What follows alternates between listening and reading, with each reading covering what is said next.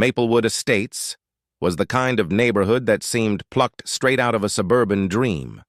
Rows of identical houses, each painted in soft, neutral colors, stood proudly under the sun. Manicured lawns stretched across every yard, like green carpets, trimmed to perfection. The sidewalks were spotless, flower beds carefully arranged, hedges sculpted with precision. For many, Maplewood was more than just a place to live. It was a community, built on order, predictability, and shared values. Families moved here not only for the houses, but for the sense of pride that came with being part of something immaculate. At the heart of it all was the Homeowners Association, the invisible hand that enforced uniformity. Its rules touched every detail, from the color of shutters to the type of mailbox allowed. To some, it was comforting. To others, it was suffocating. But to live here meant to agree. Maplewood Estates had to remain perfect. The peace, however, was fragile. Beneath the symmetry of the streets and the well-trimmed grass lay the potential for conflict. All it would take was one resident unwilling to play by the rules. For the illusion of harmony, it began innocently enough. A few weeks into summer, the lawn at 214 Willow Court looked a little taller than the rest. Neighbors assumed the homeowner had been busy, perhaps away on vacation. But the days passed, then weeks, and the grass only grew higher. Soon, weeds sprouted among the blades, spreading across the yard like cracks in a perfect surface. Wildflowers appeared, uninvited. Dandelions released their seeds into the breeze, floating across property lines, into yards that had been maintained with care. The neat rows of Maplewood Estates now had an anomaly.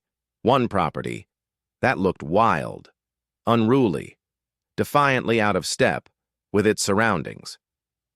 The Homeowners Association noticed quickly. A letter was drafted, polite yet firm, reminding the resident of his obligations. The grass was to be cut, the weeds removed, the property restored to compliance. The letter went unanswered. Another notice followed, sharper in tone. Then came the fines, $50 per day, until the violation was corrected. What began as a small infraction was suddenly a financial weight. Yet nothing changed. The grass grew taller, and so did the frustration of those who lived nearby. Joggers crossed the street to avoid brushing against weeds. Parents complained of insects migrating from the yard. The overgrown yard quickly became the center of every conversation. Some residents spoke with outrage, declaring it a disgrace to the community. Others, though fewer, admitted a quiet admiration for the defiance. Block parties turned tense as neighbors debated the issue. Was this about grass or about control? Some saw a threat to property values, while others saw an attack on personal freedom. The lines were drawn, and the neighborhood, once united, began to fracture. The HOA board found itself under siege. Meetings stretched late into the night as members debated how far to push.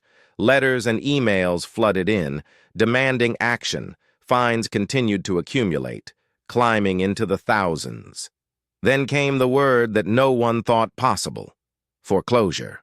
The idea that a man could lose his home over an uncut lawn spread like wildfire. Shock turned to fear. Could it happen to anyone? Were the rules meant to protect or to control? The lawn on Willow Court was no longer just a personal choice. By August, the situation had spiraled. The Johnson property was infamous not just in Willow Court, but across Maplewood Estates. Residents from other streets slowed their cars to see the yard for themselves.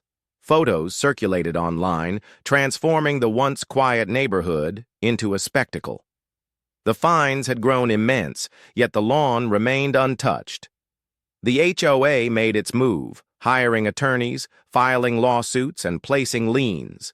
The paperwork was thick, the language severe. The division among residents deepened. Signs appeared on lawns taking sides. One read, "Protect our property values." Another, "Let him live."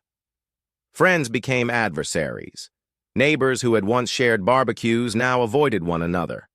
Through it all, the Johnson property continued to grow wild. The yard was no longer just uncut grass, it was a symbol. To some, it represented negligence. To others, resistance. The HOA pressed forward, determined to preserve order. But every step came with a cost: financial, emotional, and communal. The association had underestimated how one act of defiance could unravel. In September, the lawsuit became official. The possibility of losing a home over grass was no longer hypothetical. It was written in legal documents, stamped by the court. The community was exhausted. Arguments had lost their energy, replaced by quiet avoidance. Families who had once argued loudly now spoke less, but the divisions remained. It was then that a new perspective emerged. Local environmental groups took interest, arguing that the yard was not an eyesore, but an ecosystem. Bees, butterflies, and birds thrived where they could not in the uniform lawns of Maplewood. This idea spread slowly, then caught fire. Perhaps the issue wasn't about neglect, but about redefining beauty. Maybe nature itself had value beyond the manicured perfection the HOA demanded. Faced with rising costs and growing pressure, the board hesitated. The fight that was meant to preserve harmony had nearly destroyed. By late autumn, a deal was struck. The Johnson lawn would remain, but with conditions. Invasive weeds would be removed, the grass trimmed near sidewalks, and a portion transformed into a certified wildflower garden. Signs marked the yard as intentional, not abandoned. It became a sanctuary for pollinators, a splash of color, and a point of curiosity. Some residents were dissatisfied, seeing compromise as surrender. Others felt relief that the battle had ended. Slowly, the community adjusted. Children marveled at butterflies. Visitors admired the uniqueness. The neighborhood, once torn apart, began to heal. The ordeal left its mark. The HOA learned that rules should guide, not suffocate. The residents saw how fragile unity could be, and one man proved that even a lawn could spark a conversation about freedom, individuality, and community values. As winter set in, Maplewood Estates looked peaceful once more. The lawns were neat, the houses tidy, the streets quiet. Yet beneath the frost lay a memory of the summer when grass divided a neighborhood and the autumn when compromise brought it back together. In that memory was the lesson.